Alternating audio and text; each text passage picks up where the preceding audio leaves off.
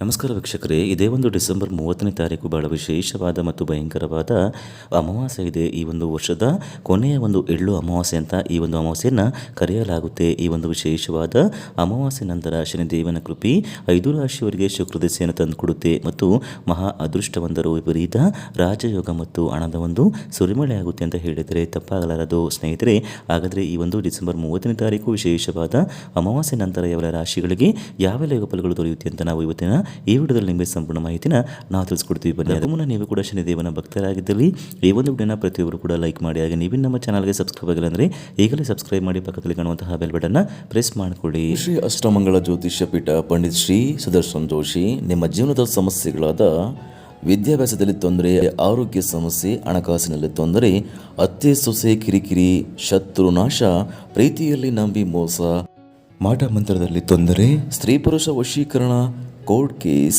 ಇನ್ನು ನಿಮ್ಮ ಜೀವನದ ಅನೇಕ ಗುಪ್ತ ಸಮಸ್ಯೆಗಳಿಗೆ ಎಲ್ಲಿದೆ ಶಾಶ್ವತ ಪರಿಹಾರ. ಕೇವಲ ಒಂದೇ ದಿನದಲ್ಲಿ ಪರಿಹಾರ ಶತಸಿದ್ಧ. ಈಗಲೇ ಕರೆ ಮಾಡಿ. Mobile number 9591430662. ಸ್ನೇಹಿತರೆ, ಹೌದು, ಈ ರಾಶಿಯವರ ಜೀವನದಲ್ಲಿ ಸಾಕಷ್ಟು ರೀತಿಯ ಬದಲಾವಣೆಯನ್ನು ಈ ಒಂದು ಅಮಾವಾಸ್ಯೆ ನಂತರ ಕಾಣಬಹುದು.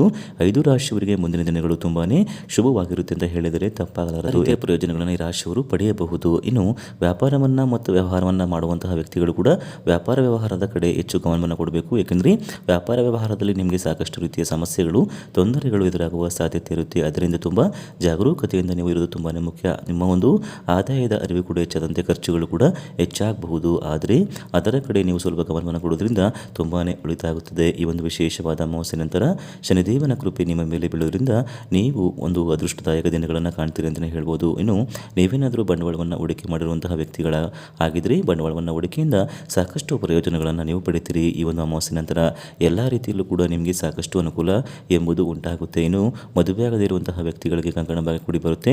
ಮನೆಯಲ್ಲಿ ಸಂಭ್ರಮ ಸಡಗರದ ವಾತಾವರಣಗಳು ಕೂಡ ಸೃಷ್ಟಿಯಾಗಲು ಸಾಧ್ಯವಾಗುತ್ತದೆ. ಯಾವುದೇ ವಿಚಾರದಲ್ಲಿ ನಿರ್ಧಾರವನ್ನು ತೆಗೆದುಕೊಳ್ಳಬೇಕಾದರೆ ಕುಟುಂಬದವರೊಂದಿಗೆ ಚರ್ಚೆಯನ್ನು ಮಾಡಿ ನಿರ್ಧಾರವನ್ನು ತೆಗೆದುಕೊಳ್ಳೋದ್ರಿಂದ ಸಾಕಷ್ಟು ಅನುಕೂಲವನ್ನು ನೀವು ಪಡ್ಕೊಳ್ತೀರಿ ಅಂತಲೇ ಹೇಳ್ಬೋದು.